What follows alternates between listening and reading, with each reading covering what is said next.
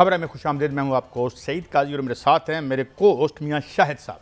कुछ खबरें इन पर पहले बात कर लें। मौलाना फजल रहमान और गंडापुर के हवाले से क्या डेवलपमेंट्स हैं। एक मीटिंग हुई है पेशावर में, उसमें तमाम कुछ लीडर शामिल हुए, कुछ नहीं हुए, मगर क्या सिलसिला है, क्या आप डिपेंड करना पड़ेगा जनाब मौलाना फजल रहमान पर? यह क्या drowning man catches at a straw वाला मामला है या क्या मामला है? इमरान खान की खौफनाक पॉपुलैरिटी के बावजूद उनकी पार्टी इस तरह से क्यों हमें तितर बितर नज़र आती है, इस पर हम बात करेंगे। उसके बाद मीशत पे आएंगे। गर्दिशी कर्जों के हवाले से फिर 2 से 3 रुपये हमारे बढ़ा दिए जाएंगे और मैं समझता हूँ कि हमारे जो साबका वजीर गालबन साबका हो चुके हैं, मियाँ साहब से मैं इसका कन्फर्म कर लूँगा, जनाब अवैस लगारी साहब ने फरमाया था अपने टेन्योर में कि खुदा न खास्ता वो कुछ नहीं होने देंगे IPPs को, और अल्हम्दुलिल्लाह ही ऑनर्ड हिज वर्ड एंड हम उन्हें यकीन दिलाते हैं कि उनके जाने के बाद भी उन्हें कुछ नहीं होगा। अगर वो चले गए हैं तो मेरी मालूमात ज़रा ख़राब ही होती है। इसके बाद हम बात करेंगे IMF ने फिर 12% पे हमारा जो पॉलिसी रेट है उसको रोक दिया है, पूरी दुनिया में नीचे करें ताकि हमारे जो है सरमायाकारी के लिए बैंकों से पैसा आसानी से मिल सके। मगर क्योंकि बैंकों का बहुत बड़ा एक प्रॉफिट है, जितने महंगे हमने कर्जे उनसे ले रखे हैं, तो क्या ये वो नहीं होने देते? और उसके साथ साथ हम हमारे साथ डॉक्टर तैमूर रहमान होंगे, उनसे एक और बात भी पूछेंगे हम कि हजूर क्या हुआ वो ग्लोबल विलेज, क्या हुआ वो जो ग्लोबलाइजेशन थी, जब यहाँ पे first regime of economic reform, second regime of IMF economic reforms हुई थी और हमारे टैरिफ को नीचे करके इंडस्ट्री का बेड़ा गर्क कर दिया। हम कहते थे इंडिया के पास तो गाड़ी कोई नहीं है, या मारुति है या एम्बेसिडर है, हम तो मर्सिडीज चला रहे हैं। अब वहाँ जैगुआर से लेकर मर्सिडीज बनती है और हम छकड़े जो हैं 2-2 करोड़ के खरीद रहे हैं। इस पर भी बात करेंगे। और last but not the least, ईरानी एटमी प्रोग्राम के हवाले से आज जो वज़ीर आज़म है कतर के, उन्होंने बड़ा खौफनाक बयान दिया है। उन्होंने कहा कि अगर ईरान पर हमला हुआ तो पूरे मिडिल ईस्ट का पानी बंद हो जाएगा और ये समंदर इतना आलूदा और जहरीला हो जाएगा कि 3 दिन के अंदर तो कतर को भी पानी की सप्लाई बंद हो जाएगी। जनाब मियाँ साहब आप बढ़ते हैं, ये फरमाइए ये क्या मामला है? अब ये तहरीक अगर मौलाना फजल रहमान ने चलानी है तो फिर सुलह ना कर लें? माफ़ी चाहता हूँ, फ़िक्र मोतरज़ा है हजूर। कैसा 2 मामलात हैं। एक तो आज अहम पैगाम जो है वो मौलाना को बानी PTI का पहुंचाया जाएगा PTI की जानिब से। दूसरी जो बात आपने की वो भी एक अलग मामला है, इसको हम अलग अलग देखते हैं। एक तो बात यह है कि चंद दिन पहले बानी PTI से मुलाकात हुई थी तहरीक इंसाफ के रहनुमाओं की, जिसमें बैरिस्टर गौहर भी थे, सलमान अकरम राजा भी थे और दीगर जो रहनुमा हैं वो मौजूद थे। तो उस वक्त वहाँ पर बानी PTI ने एक पैगाम दिया था कि मौलाना फजल रहमान को ये पैगाम मेरा दें, और उसके बाद जो है वो सलमान अकरम राजा आए और उन्होंने रब्ता किया, लेकिन वो रब्ता नहीं हो सका। मौलाना फजल रहमान बाहर थे मुल्क के। आज जब वो मुल्क से आए तो आज रब्ता हुआ है। आज मौलाना फजल रहमान को अहम पैगाम दिया जाएगा। वो पैगाम बड़ा दिलचस्प है। वो पैगाम की बताएं, कोई माफी तलाफी हो रही है, कोई मौलाना को मनाया जा रहा है, कोई माफी की बात हो रही है, माफी तलाफी हो रही है मियाँ साहब? जी काजी साहब, उसी तरफ मैं आ रहा हूँ कि मौलाना फजल रहमान ने तहफ़्ज़ात का इजहार किया था कि अली अमीन गंडापुर जो हैं वो माजी में उनके ख़िलाफ़ बड़ा बयान देते रहे हैं और उनके मुताबिक कि वो नाज़ेबा अल्फाज जो हैं वो इस्तेमाल करते रहे हैं, और इस हवाले से उनको तहफ़्ज़ात का इजहार है। पहले तो उन्होंने ये भी कहा कि वो नहीं होंगे तो फिर मैं आपके साथ बात करूँगा, लेकिन उसमें बानी PTI ने कहा कि अली अमीन गंडापुर आपके साथ मामला तय करेंगे और वो अगर माजरत भी करनी पड़ी तो करेंगे। मौलाना फजल रहमान के ये तहफ़्ज़ात थे कि अगर कल को हम इकट्ठे हो जाते हैं, एक ग्रैंड अलाइंस होता है, एक बड़ा जो है वो वहाँ पर जुलूस होता है, जलसा होता है, तो क्या उसमें अगर नारे लग जाते हैं तो क्या होगा? तो सॉरी अगर उन्हें कहने पड़ी तो वो सॉरी कह देंगे। सीट एडजस्टमेंट पर गंडापुर साहब को सॉरी कहने पड़ी तो सॉरी भी कहेंगे। सीट अपना काजी साहब नहीं सॉरी कहेंगे, सिर्फ सॉरी कहेंगे नहीं, ये तहरीरी तौर पर होगा। तहरीरी तौर पर मौलाना फजल रहमान ने कहा है कि इससे पहले उनको धोखे मिलते रहे हैं मुस्लिम लीग नून की जानिब से और पीपल्स पार्टी की जानिब से, अब वो धोखा नहीं खाएंगे। और बानी PTI ने भी कहा कि माजी के दोस्तों ने हमें दूर किया दोनों को, अब वो नज़दीक आ रहे हैं, आज उनको पैगाम जो है वो दिया जाएगा। लेकिन साथ साथ JUI फे का एक मौक़िफ़ है काजी साहब के हम किसी की रिहाई और किसी की गिरफ्तारी पर नहीं जाएंगे, हम अपने एक मुश्तरका इशूज़ जो अवामी इशूज़ है उस पर बात करेंगे। आलिया हमजा साहबा थी, महदूद से लोग थे, असलम जो क्या नाम है अकरम राजा साहब भी बड़ी जल्दी चले गए सुना है, तो कोई मतलब है बददिली सी नज़र आती है आपको इनकी सफ़ों में या क्या मामला है? हालांकि मैं तो पहले भी कह चुका हूँ कि मेरे ख्याल में वाहिद ह्यूजली पॉपुलर पार्टी है, तो ये क्यों इतने बुझे से हैं जो सेकंड टियर ऑफ लीडरशिप है? देखें काजी साहब, या तो कोई बड़ा डर है इनको, या कोई मामलात इस तरह के हैं जिस तरह फैसल वाडा साहब कहते हैं ना कि ना तहरीक इंसाफ के जो मौजूदा क़यादत है वो चाहती है कि बानी PTI बाहर आए, ना हुकूमत चाहती है। मुझे तो यही लग रहा है। कल एक सियासी कमेटी का इजलास हुआ, उसमें इजलास में बैरिस्टर गौहर थे, अली अमीन गंडापुर थे, शेख वकास थे, शिबली फराज थे और आलिया हमजा थी। उस इजलास में जुनेद अकबर साहब जो हैं वो उठकर चले गए, सलमान अकरम राजा साहब जो हैं वो उठकर चले गए, उमर अयूब और असद कैसर जो हैं वो आए ही नहीं। और 6 घंटे इजलास चला। 6 घंटों में क्या हुआ? कोई नतीजा नहीं निकला। एक उसका एजेंडा ये था कि बानी PTI की रिहाई कैसे होगी, इस पर स्ट्रेटजी बनानी थी। एक खबर और है, मैं आपसे एक कैंप लगना था अडियाला जेल के सामने। वकास अकरम शेख साहब हमारे पास आते रहते हैं, फवाद चौधरी साहब भी आते रहते हैं। 1 अरब रुपए के हर्जाने का दावा कर दिया है वकास अकरम शेख साहब ने। वो कौन सी गुफ्तगू की और क्या कहा उनको जिस पर वो इतने अपने आप को यानी समझते हैं कि उन्हें दावा करना चाहिए? मियाँ साहब। काजी साहब, फवाद चौधरी ने शेख वकास जो हैं उन्होंने एक नोटिस हर्जाने का नोटिस दिया है 1 अरब रुपए का। उन्होंने कहा है कि फवाद चौधरी ने उन पर इल्ज़ामात लगाए हैं और उन्होंने कहा है कि उन्होंने सियासी तौर पर बड़ा नुकसान पहुंचाया है PTI को और अरबों रुपए का गबन किया है। और इस पर जो है वो उन्होंने कहा है कि उन्होंने झूठ बोला है और उस झूठ का जो है वो उन्होंने 14 दिन का उनको वक्त दिया है कि 14 दिन के अंदर अंदर अवामी तौर पर वो माफ़ी मांगे। अगर अवामी तौर पर माफ़ी नहीं मांगेंगे तो वो उन पर जो है वो अदालती मुकदमा करेंगे। चले, ये तो बात ठीक है। उन्होंने लीगल नोटिस जो है अपने वकील पता नहीं, मुझे तो ज्यादा कानून के मामलात का पता नहीं कि गबन भी वतन अजीज में यकीनन कोई जुर्म तो होगा, मगर हमने किसी को सजा होते हुए नहीं देखी। मैं ये नहीं कह रहा कि इन्होंने किया था या नहीं किया था, मगर कहीं से तो कुछ ना कुछ हो रहा था। आगे बढ़ते हैं। आज जो एक जॉइंट सेशन से खिताब किया जरदारी साहब ने, और एक बहुत बड़ा प्रोजेक्ट था जो वो ग्रीन पाकिस्तान प्रोजेक्ट जो भी है उसे कहते हैं आप, वो उससे वो खुश नज़र नहीं आते। क्या ये लगता है आपको कि जो कैंपेन PPP की है कि जनाब अब जो बिलावल जरदारी हैं उनके लिए वो मुबैना तौर पर कैंपेन कर रहे हैं, तो उसे बारगेनिंग चिप के तौर पर तो नहीं कहीं कहा जा रहा कि जनाब हम ये प्रोजेक्ट जो है हमें पसंद नहीं है? मियां साहब, अंदर की खबर क्या है आपके पास? देखें काजी साहब, इस मामले में पीपल्स पार्टी को साफ साफ बता दिया गया है कि वो नहर जो है वो निकलेगी। उसको महफूज शहीद नहर का नाम दिया गया है। चोलिस्तान के अंदर से वो नहर निकलनी है। वो पंजाब का पानी जो है, जो पंजाब का वाटर है उसका हिस्सा है, जो इरसा ने उसका हिस्सा मुख्तस किया हुआ है, उनमें से वो पंजाब उसको पानी मिलेगा। 4,500 क्यूसेक उसका पानी है। लेकिन सिंध जो है वो इस पर तहफ़्ज़ात का इजहार करता है और आज सदर ममलकत ने अपने जॉइंट सेशन के ख़िताब में ये कह दिया कि वो उसकी हमायत नहीं करते। हालांकि जो सदर ममलकत हैं वो वफाक की ना सिर्फ अलामत हैं बल्कि वो सुप्रीम कमांडर हैं। लेकिन इसमें खबर यह है कि पीपल्स पार्टी को साफ साफ बता दिया गया है कि आप अगर इत्तेहाद तोड़ना चाहते हैं तो बेशक तोड़ दें। अच्छा, तो एक मियां साहब, मैं थोड़ी सी बात आगे बढ़ाता हूं। अगले महीने एक बड़ी डेवलपमेंट होने जा रही है। हाँ जी, वो क्या है? बड़ी डेवलपमेंट खबर देता जाऊं थोड़ी सी। हाँ। एक बड़ी खबर है, अगले या उससे अगले महीने एक बड़ी डेवलपमेंट होने जा रही है और प्लान ये बनाया गया है कि शायद पीपल्स पार्टी की जो इस तरह के तहफ़्ज़ात हैं उससे भी निकला जा सके। एक जानिब तो पीपल्स पार्टी को बताया गया है, दूसरी जानिब एक प्लानिंग ये हो रही है कि कहीं और से एक ब्लॉक बनाकर वो वज़ीर आज़म की हमायत करेगा और हो सकता है कि एक फॉरवर्ड ब्लॉक बनाया जाए। अच्छी बात है। और उसमें जो है वो हम बड़े वज़ीर आज़म बैकवर्ड चले जा चुके हैं, लेकिन मियां साहब वोट लें और वज़ीर आज़म ज़्यादा मजबूत हो जाए। 2 खबरें करना चाहता हूँ। एक तो सुना है कि वज़ीरों के लिए रेजिडेंसीज कम पड़ गई हैं, उनके लिए गाड़ियाँ भी मंगाई जाएंगी। माशाल्लाह, कितनी हमारा खून बरस रहा है, कितनी दौलत है हमारे पास। मगर मैं एक इशू पे ज़रूर आऊँगा। मियां साहब, पंजाब में बड़े खुशकुन वाक़यात हो रहे थे। इनमें एक वाक़या ये था कि यार इसकी ब्यूटिफिकेशन का काम हो रहा था, उसमें जो है वो ये जो कार्ट्स जो हैं वो बनाई गई उसका। मगर होता क्या है, बजाय इसका कि पंजाब गवर्नमेंट उससे नेक नामी ले, नीचे जो इम्प्लीमेंटेशन होती है वो क्या होता है? मिसाल के तौर पर आज इमरान गबोल की स्टोरी है डॉन में कि जनाब ये जब ठेका मिला इन कार्ड्स का, इन रेडियो का, तो 2 कंपनियां थी और उन 2 कंपनियों में एक ने एक रेडी का 98,000 रुपया बिड दी, दूसरे ने 1.5 लाख दी। किसी पुरस्कार या किसी बड़ी अच्छी वजह से जो 98,000 वाली है वो बाहर हो गई, 1.5 लाख वाली अंदर हो गई। जब 1.5 लाख वाली को ठेका मिल गया तो उसने वही ठेका सब लेट कर दिया उसको जो 98,000 वाली थी।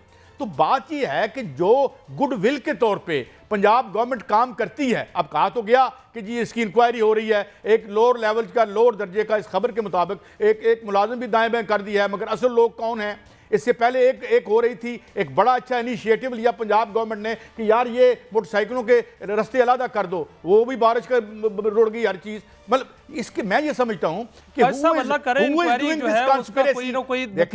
मुझे नहीं लगता इंक्वायरी का नतीजा निकलता है। नहीं, मैं ये कहता हूं कि गवर्नमेंट इनिशिएटिव ले रही है, ना इंक्वायरी का नतीजा निकलता है, कुछ आम छोटे मोटे जो है फारिग कर दिया जाता है। यार है तो अच्छी बात ना, ब्यूटिफिकेशन हो, रास्ते खुले हों। ये नीचे जो क्या बात, अब अगर 2-3 बंदे टांग दिए जाएं एक इंक्वायरी करके, तो ताकि गवर्नमेंट को ये तो हो कि भाई बजाय नेक नामी के हमारे इन इकदामात का वाई डायमेट्रिकली अपोज क्यों रिजल्ट हमारे ऊपर आ रहा है। तो मेरे ख्याल में अगर शफाफ इंक्वायरी करके, अगर उसमें से कुछ और निकल आए, हुकूमत को डर होता है, हुकूमत को डर होता है कि उसमें कुछ और निकल आए तो फिर क्या होगा, उसमें कोई बड़े नाम निकल आए तो फिर क्या होगा। काजी साहब, मैं वुजरा की कहानी ना सुना दूं जरा आपको, छोटी सी वुजरा क्यों लड़ रहे हैं। कौन से फेडरल गवर्नमेंट की जो इस्लामाबाद के अंदर जो कहाँ हो रहा है, फेडरल गवर्नमेंट के वुजरा जो हैं वो आज एक वजीर ने अपना चार्ज लिया तो उन्होंने कहा कि मुझे टूटा फूटा घर दे दिया, मुझे नहीं चाहिए। मिनिस्टर इनक्लेव में इस वक्त 11 घरों पर कब्जा है, वहां पर जो है 25 वजीर जो हैं वो कह रहे हैं हमने इधर ही घर लेना है। अब वहां पर ख्वाजा आसिफ ने आज वहां पर एक विजिट किया था, उन्होंने देखा कि 11 घरों पर कब्जा है, तो उनका कब्जा पहले छुड़ाया जाएगा फिर उनको लेके दिया जाएगा। लेकिन वुजरा ने यह भी कहा हमें V8 गाड़ियां चाहिए। उन्होंने 1600 सीसी गाड़ियां जो हैं उनको अलाउ होती हैं, वजीर के लिए जो इंटाइटल है वो 1600 सीसी की गाड़ी है, लेकिन उन्होंने कहा हमें V8 चाहिए और हुकूमत ने 30 से ज़ायद जो है V8 मंगवाने का पर गौर शुरू कर लिया है। उन्होंने कहा कि 30 से ज़ायद जो है V8 मंगवाई जाए। ख्वाजा साहब नहीं, जल्दी से फैसला करें यार, ये क्या मामला है। अब जो कमेटी है वो घरों के लिए भी है और गाड़ियों के लिए भी है। मैं कहा जल्दी से फैसला करें यार, V8 क्या चीज़ है, जितने नाबालिग रोजगार लोगों को हमने कैबिनेट में रखा है, इंशाल्लाह हमारी मुल्क की तकदीर ऊपर से नीचे बदल के रख देंगे इंशाल्लाह। तो गाड़ियों का क्या होता है। देखें काजी साहब, मसला ये है कि हमारे यहाँ हमारी जो वुजरा की पार्टी है, वुजरा की फौज है, वो पता कितनी है, 53 है। 3 ने अभी हल्फ नहीं उठाया, 50 इस वक्त मौजूद हैं। वफाकी वजीर 30 हैं, इसमें से वुजरा ममलकत जो है वो 9 हैं और मशीर जो है वो 4 हैं और मामलाना खसूसी जो है वो 7 है। इतनी कभी बड़ी वजीर कबीना सर आपने कभी ट्रंप की देखी है कि इतनी बड़ी कबीना है, वो सुपर ताकत है। देखें यहाँ चीन की इतनी बड़ी कबीना देखी है या इंडिया की इतनी बड़ी कबीना देखी है? नहीं, डॉक्टर इकरामुल हक आए थे तो उन्होंने बताया था, अगर मैं गलत नहीं कह रहा, इसके इर्द गिर्द होगा कि टोटल स्विट्ज़रलैंड में 4 वजीर हैं, वो काम चला लेते हैं। यहाँ 53 हैं माशाल्लाह।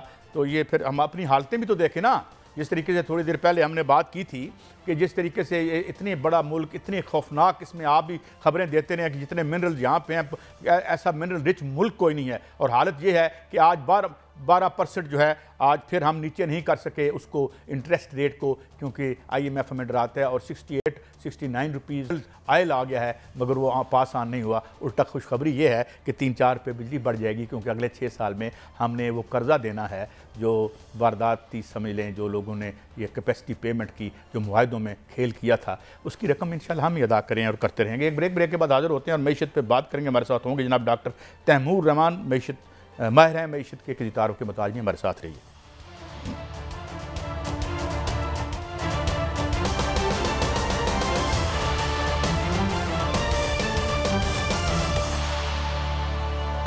वेलकम बैक नाज़रीन, हमें ज्वाइन किया है डॉक्टर तैमूर रहमान, माहिर मईशत हैं, शोबा तदरीस से मुंसलिक हैं। बहुत शुक्रिया डॉक्टर साहब आपके इंतज़ार का भी। पहले मैं ज़रा एक सवाल आज मेरे जहन में आ गया, क्योंकि मेरे लिए शायद वो हमारे लिए छेड़ ही है, क्योंकि ये वो ज़माना था कि जब हम सुन रहे थे ग्लोबलाइजेशन होगी और रोज़ाना आर्टिकल आ रहे थे। शौकत अजीज़ साहब तशरीफ़ लाए थे माशाल्लाह, एक जो प्राइवेट बैंकर हैं हमारे वज़ीर आज़म बना दिए गए। वैसे तो मोइन साहब भी तशरीफ़ लाए थे और हफीज़ शेख भी लाए थे। चले उनसे क्या गिला, हमारे अपनों ने भी कम नहीं की। मगर ये एकदम क्या हुआ, वो सारी जो रजीम थी, फर्स्ट रजीम, सेकंड रजीम IMF की, टैरिफ गिरा दो, ये कर दो, अब फिर हम माशाल्लाह पीछे हाथ बांध के खड़े होंगे। डॉक्टर साहब, आपने जिस मसले की निशानदही की है वो पाकिस्तान नहीं बल्कि पूरी तीसरी दुनिया का सबसे बड़ा इस वक्त प्रॉब्लम और इशू है। पूरी तीसरी दुनिया में दर हकीकत ये जो सो कॉल्ड ग्लोबलाइजेशन है, ये एक नियो कॉलोनियलिज्म का प्रोजेक्ट है, जिसमें मगरिब के सरमायादारों ने डेट क्राइसिस के ज़रिए और IMF के ज़रिए अपनी हाकमियत दोबारा से उसी तरह से तीसरी दुनिया पर कायम कर ली जिस तरह किसी एक ज़माने में नौबादियाती निज़ाम कायम था, उसी तरह से मुआशी हुक्मरानी उन्होंने अपनी दोबारा कायम कर ली है। और इस माहौल में जहाँ पे हम मुआशी तौर पे आज़ाद नहीं है, वहाँ पे ज़ाहिर बात है हमारी मईशतें भी उस तरह से ग्रो नहीं कर सकती। अच्छा डॉक्टर साहब, मैं अब दूसरी तरफ आता हूँ। इसमें इसमें चलें, इस पे बाद में बात करेंगे। प्रोटेक्शनिज्म पे हम बुनियाद इंडिया ने कैसे गेन किया, मगर अब वापस आते हैं कि जनाब IMF ने ना सिर्फ 12% से कम करने से हमें रोक दिया है जो पॉलिसी रेट है, बल्कि जो पेट्रोल में जो एक आया है, मिला है हमें थोड़ा रिलीफ दुनिया को $68-69 का, उसमें भी किसी कमी की इतला नहीं है। और इतला ये है कि गर्दिशी कर्जा हमने अगले 6 साल में 3 या 2 या 3 या ₹3.5 हर पर यूनिट अदा भी करना है। So don't you see any relief in the foreseeable future for the message doctor साहब? जी, IMF की पॉलिसी को कोई गरज नहीं आवाम की रिलीफ से, चाहे अर्जेंटीना हो या मुख्तलिफ और ज़ाहिर हो। कितनी रियासतों की मिसालें मैं आपको दे सकता हूँ कि IMF पॉलिसी ने उनकी इकोनॉमीज़ को तबाह बर्बाद करके रखा है। उनको परवाह सिर्फ इस चीज़ की कि ग्लोबल सिस्टम के अंदर मैक्रो इकोनॉमिक स्टेबिलिटी होनी चाहिए, करेंसी स्टेबल होनी चाहिए, चाहे उसके एवज़ लोगों की, लाखों लोगों की ज़िंदगियाँ बर्बाद हो जाएं। उन्होंने हर जगह ऑस्टेरिटी मुतारफ़ कराई है। फॉर्मर सोवियत यूनियन में जो उन्होंने किया, उसके नतीजे में 12 साल वहाँ पे डिप्रेशन रही। तो IMF को इससे कोई गर्ज नहीं कि लोगों को क्या बर्दाश्त करना पड़ता है और क्या बर्दाश्त नहीं करना पड़ता। बस उनका सरमायादाराना निज़ाम कायम रहे, उनको इसी चीज़ की परवाह है। मियाँ साहब, ओवर टू यू, आपके पास सवाल है कोई? डॉक्टर साहब, असल में IMF तो है पाकिस्तान में, लेकिन अगर देखा जाए तो डॉलर का रेट जो है वो कहा जा रहा है कि 211 से भी कम है असल जो उसका रेट है। और जो ऑयल की कीमतें हैं वो पूरी दुनिया में गिर रही हैं। इस वक्त जो फिगर सामने आ रहे हैं वो ब्रंट ऑयल की मार्केट की कीमत जो है वो $68 और जो WTO की है वो $66 पे आ गई है। 2021 के सतह पर जो है वो इस वक्त है 3 साल की कम तरीन कीमतों पर है। तो इस वक्त ये कहा जा रहा है कि हो सकता है कि अगर ये सिलसिला जारी रहे तो पाकिस्तान के अंदर ₹50 फी लीटर तक जो है पेट्रोल सस्ता हो सकता है। और हुकूमत शायद इस दफ़ा ₹13 फी लीटर सस्ता करे, लेकिन जो IMF है वो कहता है कि लेवी बढ़ाई जाए। दूसरी जानब IMF कहता है कि गर्दिशी कर्जा कम करने के लिए ₹2.80 जो है बिजली की कीमत बढ़ाई जाए। तीसरी जानब IMF ये कहता है कि डॉलर को जो है 280 पे ही कैप कर दिया जाए, 211 पर मत लाया जाए।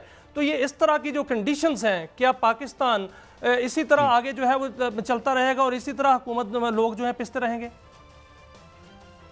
जब तक कि IMF के तहत पाकिस्तान चलता रहेगा या कोई भी मुल्क चलता रहेगा तो उसके नताइज यही निकलेंगे जो आपके सामने हैं। क्योंकि इंटरनेशनल मॉनेटरी फंड के पास तो एक ही सलूशन है तमाम इकोनॉमिक क्राइसिस का, चाहे economic crisis privatisation of power से पैदा हो या किसी और मसले से पैदा हो, और वो ये है ऑस्टेरिटी ऑस्टेरिटी ऑस्टेरिटी। और इस ऑस्टेरिटी के नतीजे में इकोनॉमिक ग्रोथ नहीं होती, बल्कि उनका ऑब्जेक्टिव भी ये नहीं है। अगर इकोनॉमिक ग्रोथ ऑब्जेक्टिव होता तो वो पॉलिसी रेट, इंटरेस्ट रेट गिरा देते ताकि कुछ इकोनॉमिक एक्टिविटी जनरेट हो। उनका ऑब्जेक्टिव भी दर हकीकत नहीं है। वो कर्जा इसी मकसद के लिए देते हैं कि शराइत के साथ देते हैं, और उन शराइत के अंदर यही चीज़ें शामिल होती हैं कि आपने निजकारी कर देनी है, आपने तमाम आवाम के लिए जो सब्सिडीज़ हैं उनको ख़त्म कर देना है। और तज्जब की बात यह है कि आवाम के लिए जो सब्सिडीज़ हैं वो ख़त्म कर देंगी। अगर स्पेस पैदा भी होती है, जिस तरह आपने फरमाया, बिल्कुल दुरुस्त फरमाया कि तेल की कीमतें कम हो जाएं, डॉलर की मार्केट रेट कम हो जाए, तब भी वो रिलीफ आवाम को नहीं देते, बल्कि उनकी पॉलिसी का जो फोकस है वो सिर्फ इसी चीज़ पे होता है कि आपने लेकिन सर ये जो सर्कुलर डेट है ये आवाम ने तो नहीं बढ़ाया, मैंने और आपने और काजी साहब ने, हमने नहीं बढ़ाया, ये डिफाल्टर्स ने बढ़ाया है। और जो सूबाई हुकूमतें हैं, जो वफाकी हुकूमत है, उनका जो वो डिफाल्टर हैं उन्होंने बढ़ाया है। PSO को पैसे जो हैं वो कंपनियों ने देने हैं। फिर 2400 अरब रुपए का जो सर्कुलर डेट है, 6 साल आवाम से ₹2.80 लिए जाएंगे सरचार्ज। तो ये इसका कोई जवाब बनता है? और इसकी सबसे बड़ी वजह सर्कुलर डेट की वो कॉन्ट्रैक्ट्स है जो मैं बार बार कह रहा हूँ, जिसके नतीजे में पाकिस्तान की मईशत तबाह बर्बाद हो गई है। और वो कॉन्ट्रैक्ट्स हैं इंडिपेंडेंट पावर प्रोड्यूसर्स वाले कॉन्ट्रैक्ट्स।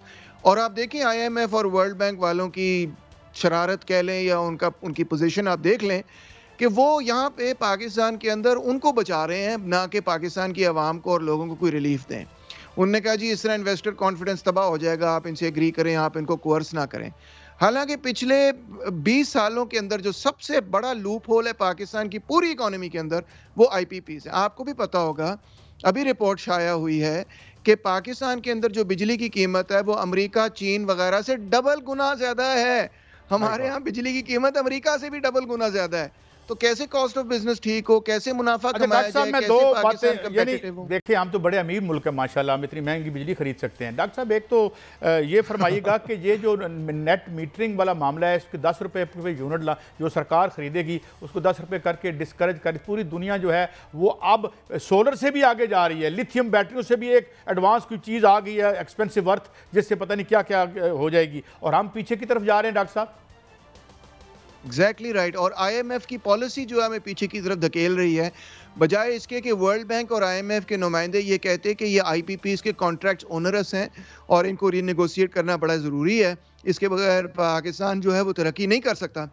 उन्होंने उल्टा किया, उन्होंने कहा कि इसको नहीं आपने छेड़ना, इन अग्रीमेंट्स को आपने ऑनर करना है। तो फिर गवर्नमेंट के पास फिजिकल स्पेस है कोई नहीं। फिर आईएमएफ ने उनसे ये कहा कि जी आप सोलर पे लगाएं, आप इस पे और मजीद टैक्स लगाएं, आप बिजली की कीमत गिरानी नहीं है, आपने पेट्रोल की कीमत गिरानी नहीं है, आप बेसिकली आवाम को तुन के रखें। यही बेसिक जो उसमें से नतीजा निकलता है। अच्छा डॉक्टर साहब, एक सवाल और मेरे जहन में, अवाम तबाह कर, विच इज इससे अनरिलेटेड, लेकिन मुझे जरा मुख्तसर बताइएगा क्या मैं ठीक कह रहा हूँ कि ये जो प्रोटेक्शनिज्म था इंडिया का, ये आज जो इतना बड़ा इंडस्ट्रियल जायंट बन गया डिस्पाइट ऑल दी पॉवर्टी, और वो तो लाजमा है इस निज़ाम का, मगर आज जहां वो खड़ा है, क्या दैट वाज द डिफरेंस जो कि हुआ था, वो जो नेहरूवियन जिसे वो सोशलिज्म गलतुलाम के तौर पर कहता था, that was that the difference?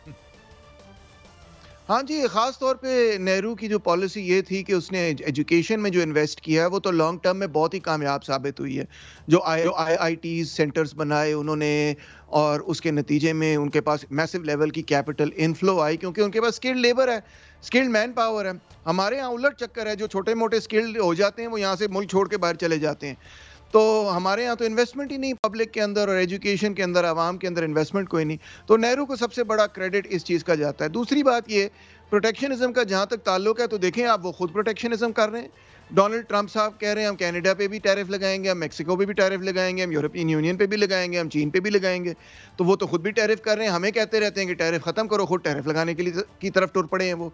तो आप देख लें उनकी हिपोक्रेसी क्या है। डॉक्टर साहब, एक फिगर मैं आपसे कंफर्म करना चाहूंगा, डॉक्टर सलमान शाह से मैंने पूछा था कि जो हम इंपोर्ट करते हैं, तो ये उनका कहना है, और आपको पता है कि वो एक कमांड इकॉनमी के आदमी नहीं है, वो कहते हैं कि $30 बिलियन की ऐसी चीजें अगर हम ना भी मंगाएं तो हमारी ऑक्सीजन बंद नहीं होगी, जिस तरह कुत्तों की फूड हो जाए या इस तरह की चीजें। तो is that possible, is that figure realistic? I think 30 billion is not realistic, मगर यस, जो प्योर लग्जरी आइटम्स हैं वो तकरीबन 1 बिलियन तो वो है उसके अंदर शामिल। और 1 बिलियन कोई छोटी रकम नहीं है, क्योंकि आपको पता है 3 बिलियन 7 बिलियन यही तो हमारे सारे कर्जे कुर्जे होते हैं। तो 1 बिलियन तो डेफिनेटली गवर्नमेंट लग्जरी आइटम्स को रोक के बचा सकती है, मगर फिर उसके साथ साथ और किस्म के भी इंपोर्ट्स हैं जिस पे हम रैशनलाइज कर सकते हैं। उसमें हम आपको पता है कॉटन भी इंपोर्ट करते हैं, हम खाने की भी बहुत सारी चीज़ें इंपोर्ट करते हैं, तो बहुत सारी मुख्तलिफ चीज़ें। 30 बिलियन शायद ना बचा सके, मगर कपल ऑफ बिलियन अगर हम बचा दें। पहले हमने बात की थी आलमी सतह पर पेट्रोलियम की कीमतों की। पेट्रोलियम की कीमतें जो है आलमी सतह पे बहुत नीचे आ रही हैं, और ओपेक्स की जानिब से जो 25 अप्रैल का कहा जा रहा है कि पैदावार में इजाफा करेगा, तो मजीद जो है वो कीमतें कम हो रही हैं। WTO और ब्रंट ऑयल कम हो रहा है। अगर IMF का सरचार्ज लगा भी दिया जाए 3 रुपये सालाना पर लीटर पर, फिर भी जो कहा जा रहा है वो ये कहा जा रहा है कि पेट्रोलियम मसनूआत की कीमतें जो हैं वो 50 रुपये फी लीटर तक जो है वो कम हो सकती हैं। क्या आप समझते हैं कि ऐसा हो सकता है और ऐसा रिलीफ जो है वो मिलेगा? दूसरी जानब क्या बिजली की कीमतें जो हैं अगर इस पर सरचार्ज लग जाया जाए, तो जो IPPs हैं अगर उनके साथ कैपेसिटी पेमेंट खत्म हो जाए तो फिर बिजली भी सस्ती हो सकती है? और क्या डॉलर जो है उसकी असल कीमत पर अगर लाया जाए उसको, तो फिर डॉलर जो है वो भी 211 का हो सकता है?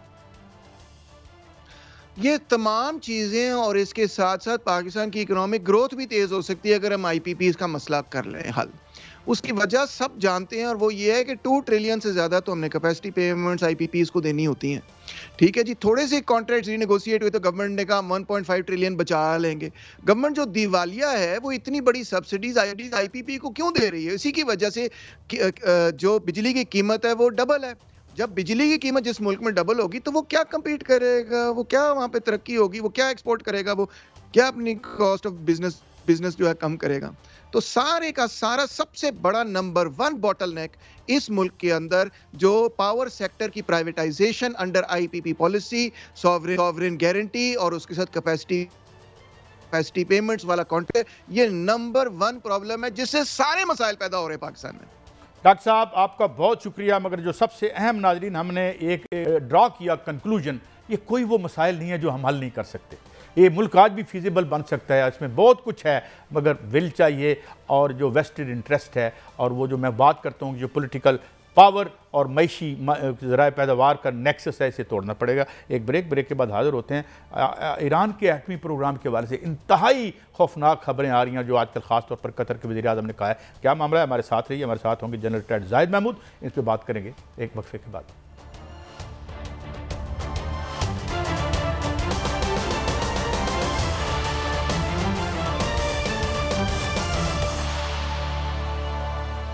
Welcome back.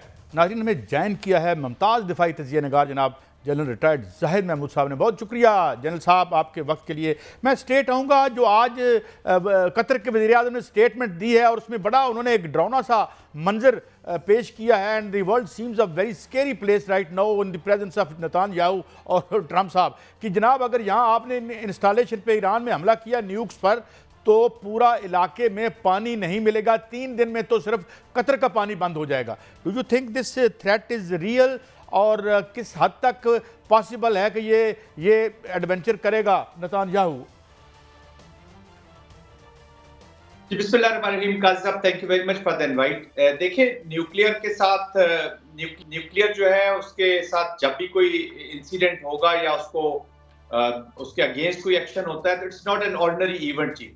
ये कतर तो क्या, ये पूरी दुनिया के जो डायनामिक्स है जी उसको बदलने की सलाहियत रखता है। एंड ऑफ कोर्स जो अनप्रेडिक्टेबिलिटी अटैच हुई है इस वक्त नेतन्याहू के तो चले अज़ाइम है, लेकिन ट्रम्प के साथ तो उससे अलार्म तो है जी, अलार्म तो क्रिएट हुआ है। और देखिए ये पूरा जो रीजन है इस पे जब भी कोई भी न्यूक्लियर एक्टिविटी खुदा न खास्ता हुई तो पूरा इंटरनेशनल जो सिनारियो है यही चेंज हो जाएगा जी। और ऑफ कोर्स इसके असरात जो होंगे वो ह्यूमैनिटी पर भी होंगे, रीजन पे भी होंगे। और ऑफ कोर्स ये अलार्म बहुत बड़ा है। और अगर एक वजीर आजम स्टेटमेंट दे रहे हैं किसी एक जिम्मेदार मुल्क की, इसका मतलब है कि कुछ ना कुछ कंसर्न्स तो उनके होंगे या कुछ ना कुछ असेसमेंट्स होंगी जिस पर बेस करके वो फोर वॉर्न कर रहे हैं कि कोई भी ऐसा एडवेंचर यहाँ पे न किया जाए। किसी ऐसी एडवेंचर से जो भी आपके जनरल साहब अगर ऐसा हो जाता है और आगे से ईरान जो है वो जवाबी हमला कर देता है तो फिर क्या होगा? क्या फिर इस तरह तो पानी जो है वो पोल्यूटेड हो जाएगा, वज़ीर आज़म कहते हैं कतर के। लेकिन अगर जवाबी हमला ईरान भी कर देता है तो फिर तो मशरिक़ वस्ता का जोग्राफिया नहीं चेंज हो जाएगा? जी बिल्कुल चेंज हो जाएगा। देखिए, nuclears are not weapons of war. इनका वॉर से कोई ताल्लुक नहीं है। ये नहीं है कि टेक्निकल कोई चीजें हुई हैं या ऑपरेशनल चीजें हुई हैं और बस वो अपनी जगह पर वापस आ जाएंगी या नेगोशिएशन हो जाएगी। अगर अल्लाह ना करे ऐसी कोई सिचुएशन हो जहाँ पे न्यूक्लियर एक्सचेंज हो जाता है तो we will be in a new strategic environment, international नई स्ट्रेटेजिक एनवायरनमेंट पे चले जाएंगे। वहां पे अब उसका इम्पैक्ट क्या है, उसका वॉल्यूम क्या है, उसके असरात क्या है, वो उस वक्त डिपेंड करेगा। और ये पूरे न सिर्फ रीजन को, ये सर ईरान ने भी आगे अभी देखने में आया है कि जैसे ये धमकी मिली है, ईरान ने भी अपनी मशकें शुरू कर दी हैं, रूस के साथ चीन के साथ मशकें जो है शुरू हो गई हैं। आप क्या समझते हैं कि ये कोई उस तरफ बड़ी जंग की तरफ मामला जा रहे हैं कि या अगर ये इस तरह का एडवेंचर होता है तो फिर ये तीनों मुल्क इकट्ठे होकर जो है वो इनको टकरेंगे? आई डोंट थिंक सो कि ऐसी कोई सिचुएशन होगी। मैं ये नहीं समझता कि चाइना जो है वो ईरान की वजह से या may be Russia also Iran की वजह। अब देखिए ना, रशिया का बड़ा म्यूट सा रिस्पॉन्स था जब सीरिया में हालात बदले हैं जी। ये तो टेक्टिकल ऑपरेशनल की बात कर रहे थे, तो न्यूक्लियर तो उससे भी ऊपर एस्केलेशन की तरफ हम जा रहे हैं।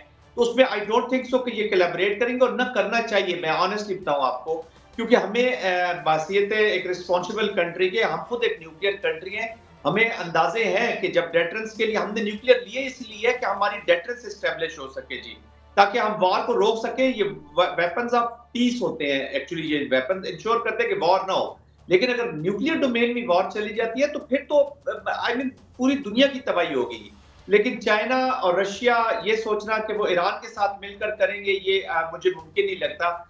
असल में शकूक तब पैदा होते हैं, देखिए जब ट्रम्प के भी या ट्रम्प लेकिन सर अगर ईरान पे हमला होता है, अगर ईरान पे की जो न्यूक्लियर साइट्स हैं उस पर हमला होता है तो क्या इसको हम बरादर मुल्क भी हैं, पड़ोसी मुल्क भी हैं, तो फिर हम पर भी इसरात आएंगे, क्या फिर पाकिस्तान पर भी हमला तस्वर किया जाएगा? नहीं, पाकिस्तान पर हमला तो नहीं तस्वर किया जाएगा, लेकिन ये एक स्टेप फॉरवर्ड होगा to pressurise Pakistan in future also. देखिए, एक अनफॉर्चुनेटली एक इस्लामिक फोबिया का एक कहीं ना कहीं वो जिक्र करते रहते हैं, ट्रंप भी करते रहते हैं और नेतन्याहू तो वैसे ही इस्लाम के खिलाफ है। तो पाकिस्तान एक इस्लामिक कंट्री होने के नाते उसके ऊपर एक प्रेशर जरूर आएगा, लेकिन ये दुनिया को समझने की जरूरत है और पाकिस्तान ने बड़ा क्लियर अपना स्टांस भी रखो कि पाकिस्तान का न्यूक्लियर सिर्फ पाकिस्तान की अपनी डेटरेंस के लिए। ये जो इंडिया की न्यूक्लियर होने की वजह से जो हमारे ऊपर प्रेशर्स आए हुए हैं, या हमारे ऊपर जो एक जंग को रूल आउट करने के लिए, ऑल आउट वॉर को रूल आउट करने के लिए एक डेटरेंस के तौर पर पाकिस्तान की एक मजबूरी में हम न्यूक्लियर हुए हैं। तो अब उसके बाद ईरान के बाद व्हाट नेक्स्ट? अगर फर्ज करें इस्लामोफोबिया का ये सिलसिला चलता है और वो ईरान के बाद, तो ऑफ कोर्स पाकिस्तान के ऊपर बहुत प्रेशर आएंगे। लेकिन फिर मैं एक दफा कहूंगा कि being a responsible member of a responsible country, कि ये पाकिस्तान पूरी दुनिया को न सिर्फ ईरान, यही है जो आपने बात की है। मैं इस तरफ जाता हूं कि गजा पे जो ट्रंप का मंसूबा था उसको मुस्तरद कर दिया अरबों ने, और चीन ने भी हमायत कर दी अरबों की। 53 अरब डॉलर का मंसूबा जो है वो उन्होंने मुतबादल प्लान ले आए हैं। लेकिन अगर ट्रंप या नेतन्याहू नहीं मानते तो फिर क्या इस पर जो है वो क्या आपको नजर क्या आ रहा है कि क्या कोई जंग हो सकती है या मामला सुलझ जाएंगे? देखिए, ऑलरेडी वहां से जंग तो देखे ना जी, कोई आई डोंट थिंक सो कि कोई थर्ड पार्टी या कोई आउटसाइड इस वार में कूदने की कोशिश करेगा, फिर ये फ्रिक्शन ही बढ़ेगी।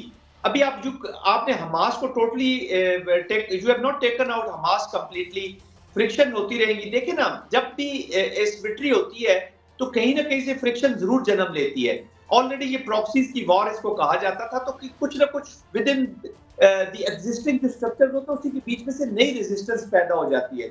अब देखिए उसको फिर इनडायरेक्टली डायरेक्टली कौन सपोर्ट करेगा वॉर को। सीरिया में आपने देखा रशिया ने पोजीशन ले ली, पार्टीज ने ले ली। फिर रशिया और यूक्रेन का भी इशू चल रहा है। रशिया जब देखेगा कि उसको भी साथ में जस्टिस डिस्पेंस नहीं हो रहा या वो अपने टारगेट्स हासिल नहीं कर रहा, तो वो कहीं ना कहीं अपने आप को पोजीशन करने की कोशिश करेगा। और प्रॉक्सीज को कहां से सपोर्ट आती है। लेकिन सर यहाँ शाम के अंदर भी बहुत बड़ी जो है वो खाना जंगी हो रही है। वहां पर 1300-1400 बंदा जो है वो 1-2 दिन में जो है वो हलाक हो चुका है।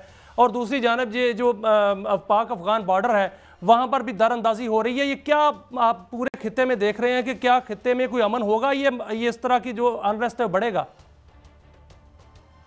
देखिए जी, जब तक जस्टिस नहीं होंगे, जब तक हमारी इंटरनेशनल बॉडीज और बड़ी जो हमारे पावरफुल कंट्रीज हैं वो जब तक जस्टिस को नहीं प्रिवेल करेंगे नहीं, तो कहीं ना कहीं से फ्रिक्शन जरूर जन्म लेती रहेगी। और जब तक ममालिक इंडिया की किस्म के ममालिक इंडिया के टाइप के ममालिक प्रॉक्सी को यूज करें, जैसे पाकिस्तान के खिलाफ अफगानिस्तान के। अच्छा जनरल साहब, मैं माफ़ी चाहता हूँ, वक्त की कमी है। मैं एक और चीज़ पे आपका टेक लेना चाहता हूँ। ये फरमाइए, कल हमारे साथ थे ब्रिगेडियर साहब, वो कह रहे थे कि अंदर से किसी वक्त अफगान गवर्नमेंट क्लैश भी हो सकती है, इन फाइटिंग भी हो रही है। Is there any possibility, and if yes, उसको इस वैक्यूम में कौन जो है अंदर आ सकता है अफगानिस्तान में?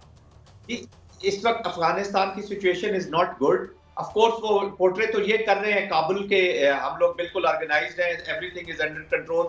लेकिन अभी हमने रिसेंट पास्ट में देखा है कि उनके जो प्राइम हबतुल्ला साहब हैं, उन्होंने काफी गवर्नर्स भी चेंज किए हैं। वो अपने लोग अभी ला रहे हैं, खास तौर पे जो नॉर्थ रीजन है उसके बीच में वो कुछ तब्दीलियां, एडमिनिस्ट्रेटिव तब्दीलियां कर रहे हैं, कुछ पुलिस चीफ चेंज किया उन्होंने, तो अपने लोग लगा रहे हैं। तो ये चीज इस चीज की इंडिकेशन है कि विद इन दी अफगान तालिबान थोड़ी सी फ्रिक्शन जरूर है और एक्सर्ट कर रही हैं और भी फोर्सेज जो इसके चांसेस हैं कि ये कोलैप्स कर जाए। उसकी वजह ये भी, दूसरी वजह ये भी हो सकती है कि अगर अभी उनकी जो फाइनेंशियल सपोर्ट है जो अमेरिका से आनी है, जैसे ट्रंप साहब ने क्लेम किया कि अगर आप वेपन्स नहीं वापस करते तो हम आपको ये फाइनेंशियल सपोर्ट नहीं देंगे।